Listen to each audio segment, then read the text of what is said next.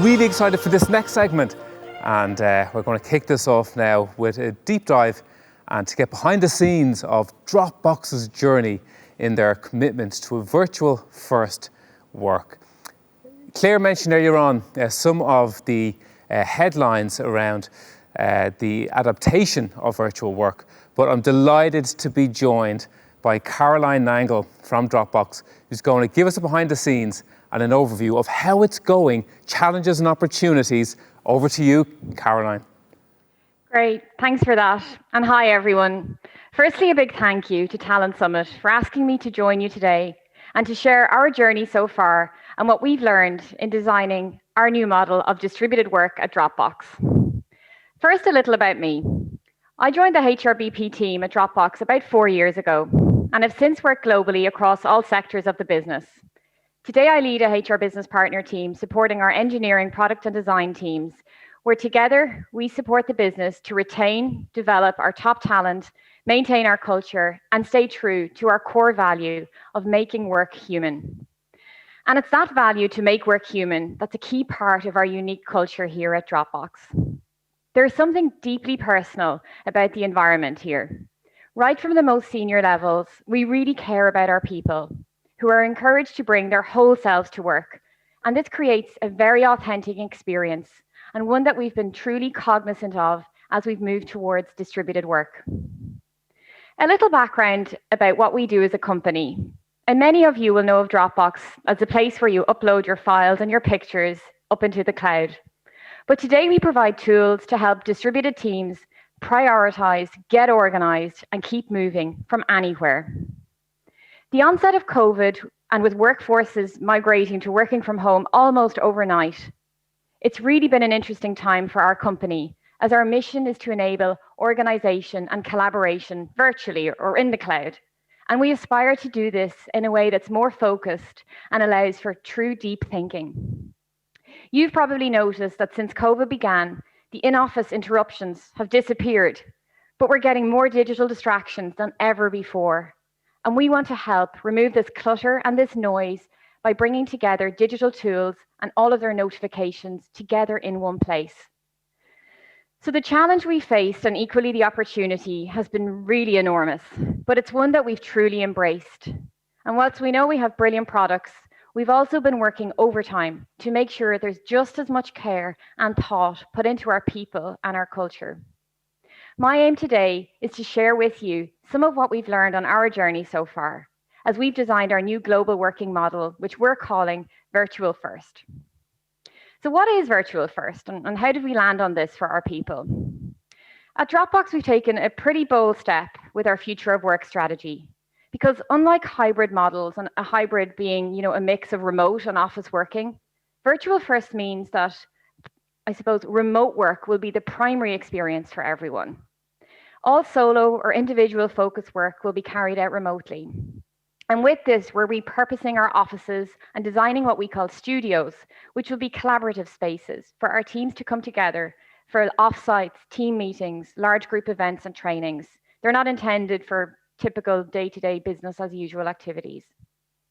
In bringing this strategy to life, we wanted to be deeply thoughtful. And so long before we landed on this concept, we conducted extensive benchmarking, deep knowledge pooling, and lots of thinking to help understand the landscape when it comes to distributed work. And using this, we've identified a number of insights that I wanted to share with you today, and these help to define our strategy. The first insight is around how the pandemic has undoubtedly accelerated the conversation around long-term remote work. Many employees say they want more flexibility to work remotely in the future. And this aligns with what we're seeing internally here at Dropbox, where 3/4 of our workforce, when polled last year, told us they want to work remotely on at least a regular or partial basis. But with any remote working, there are issues to consider. For example, we're hearing more and more reports of employee burnout while people try to juggle managing homeschooling, elderly care, or just a pure increase in digital demands and the seemingly never-ending workday.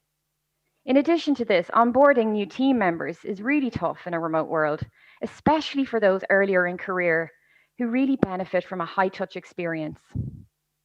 We're also deeply aware of the potential challenges you face with hybrid remote policies.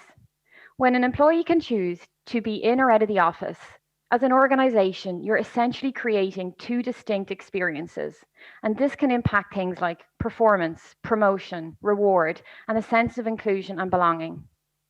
Another element we considered when pondering the whole remote work strategy was around the requirement for comprehensive documentation for self-service and asynchronous work. And last but by no means least, and so importantly, is the critical element of maintaining human, in-personal connection of work, specifically as it relates to things like culture, community, and teamwork.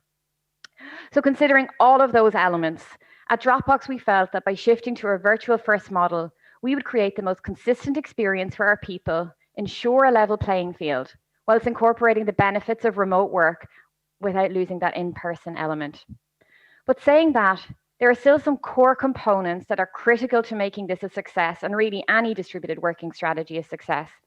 And there are also challenges that we are facing every single day. At Dropbox, we see three key elements as critical to ensure distributed work actually works. The first one is around connection to the company mission. As you all know, people need to feel inspired to come on a journey. And to do that, they need to be able to find purpose and a sense of belonging and alignment to the company mission. And this will drive culture change right from the bottom up. The companies that we see do this well have a mission that's clearly aligned to their talent strategy. And at Dropbox, our mission of enabling collaboration in the cloud fits with this model. We will be builders and users of our own products, connecting teams and tools across the globe. This will also be helpful for us as our employee value proposition is evolving and changing. We're moving away from in-office perks, things like on-site gyms, commuter allowance, generous food service. Our position is changing on that. We're moving to a world of flexible hours, autonomy, and more time for passion projects. Tied to this, and the second element that's critical, is the need to create the right culture. Any change in how we work requires an evolution of culture. And in our case, our culture must adapt to ensure that both asynchronous and real-time collaboration can thrive together. But for this to really work, we need to move away from traditional thinking. Outdated are the pressures or demands on employees to be physically present or visible. This is no longer relevant. And employee success needs to be reviewed and viewed in light of impact and results, not hours logged online. And organizations need to let go of any cultural or institutional micromanagement that still exists. And this is hard. It requires a reevaluation of the meaning of productivity and the meaning of high performance, and a shift to working smarter, not harder. And in our minds, very much linked to culture is the third and last element, and that's around empowerment or employee empowerment. One of the main benefits of Virtual First is that our people can choose how and where they want to work from. This has wonderful advantages, and it's enabled us to be more location agnostic about roles that no longer need to be based out of our San Francisco headquarters. And thus it provides a much richer and diverse talent pool for us all to play in. Even for myself, my own role was always traditionally based out of San Francisco, but now I have the opportunity to do this job from Dublin, mostly working with the US on the West Coast, but with a team based in the US as well. In order for this to be successful, trust and empowerment for local teams is critical. Another of our key values at Dropbox is to be worthy of trust. And it's crucial our teams feel empowered to make the right decisions in their time zones, as well as having the right escalation paths in place. To unlock the benefits of this model, employees need to be empowered with the right frameworks to design their own workday. And this is where the power of the non-linear workday comes to life. I'll share a little bit about what this looks like at Dropbox. We're setting windows of what we're calling core collaboration hours, and they're aligned to time zones that teams most overlap with. So for example, here in Europe, your core collaboration hours may be from 9 to 11 in the morning to accommodate Asia Pacific, and then from 4 to 6 to accommodate our US friends. And these slots will be held for synchronous collaboration. Outside of these windows, our teams will have the flexibility to design their work schedules around what works best for their own situations. For me personally, what it means, because I support all US-based teams, I'm able to start work sometimes at lunchtime, a few days a week, and I might work into the evenings.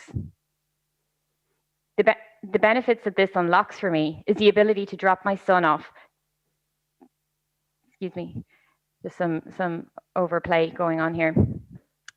The benefits of what this unlocks for me is the ability to pick my son up from school on, several days a week. I can meet his teacher, some of his friends. And in addition to this, sometimes I get out for a run, get a hit of vitamin D in the long, cold, dark Northern European winters without having to compromise too much. So I have time for both high impact work and more quality personal and family time. And as a people team, we're constantly thinking about ways that we can practically enable this culture of trust, empowerment, and ultimately employee well-being. Before the pandemic, we launched something that we call flexible time off, where our people wanted more freedom to manage their time off, both in office and out. And we trusted them with access to unlimited annual leave throughout the year, with flexibility and autonomy in how they use it. But that was pre-COVID, and now we're working remotely. And time off alone, that's just not enough. Our teams need to trust both physically and mentally to be able to step away from work. And that's why we've launched Unplugged Time Off. In short, this gives people the power to temporarily shut off from all work notifications on their technology whilst on annual leave. And our people now have greater control around how to disconnect and ensure that work is no longer literally in their pockets when they need to recharge the most. If companies decide to embark on any model of remote work, it's initiatives like this that will become increasingly necessary when it comes to building a culture of trust and, importantly, creating and making sure our people are happy, healthy, and productive. Our hope at Dropbox is that these steps will help us and our people carve out a healthier portion of time to focus on meaningful work. And ultimately, it will mean that when we come together in person again, and we all can't wait for that, we will be more focused on connection than ever before. However, we are facing some challenges in enabling our virtual first strategy. Maintaining the in-person connection is a key component to this, and we intend to keep it through the use of our Dropbox studios. Under the new model, we expect people to come into our studios about once a week to connect with their team. But the inability to live this now in its true form because of the pandemic is a challenge. And like everyone else, we're really trying to maintain culture, personal connection, and a sense of belonging online. At Dropbox, we've implemented a strategy and it can't be fully realized because we're in the midst of this pandemic. So there's a gap and a tension between where we are right now and where we want to be. And while a lot of our people are really positive about virtual first and what it means for them, it's also hard for others to really envisage what it will look like when we are back to normal. So we're trying to bring this to life for them. We're drawing up models of what our studios will look like. We're keeping close to our people, and we're embedding parts of the strategy that we can. Another challenge we face as a company when adapting to distributed work is that we're unlikely to get this 100% right from the get-go. And I think that's really important to acknowledge. This time, it's the first of firsts for so many of us, and we're all treading an unmarked path. So we need to keep an open mind and accept that we learn as we go. We will iterate these new models as we live them, and we'll adapt as we learn new findings and receive ongoing feedback from our teams. In line with this, we've outsourced our findings and our details of this strategy in a tool widely available for everyone online. And we hope this is helpful if you're considering navigating or designing a new distributed way of work. So to wrap up, I hope what I've shared with you today has been insightful. We are right at the start of our journey here at Dropbox, and we have a way to go. But we are so excited about what this means for our teams and for our company as we learn to live our products in real time and unlock the true benefits of distributed work. Thank you.